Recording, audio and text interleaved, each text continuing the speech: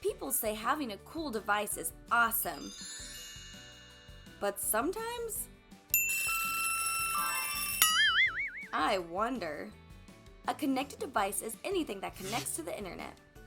There are a lot of upsides to them too, since we can use them to learn, to search the questions we have, to play games, to stay in touch with family and friends, and so much more. But since these connected devices can do all these amazing things, it also requires us to use them with a bit more thought than we would with, say, a calculator.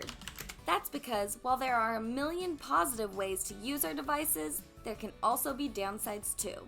These are important to consider. First of all, it can be seriously hard to put these things down. In fact, did you know that people spend an average of 4.7 hours a day looking down at their phones? Ouch! Sometimes when I use my phone, I miss out on other things, like talking to my friends, participating in my favorite hobbies, or just being in the moment. The problem is, the more we use our devices, the more attached to them we become. And the more attached we become, the harder it is to put them down. Sometimes we grow so attached to communicating behind a screen, we start to hide behind our devices. What does this mean? Well, instead of doing or saying something in person, we'll use our devices instead, because it's easier.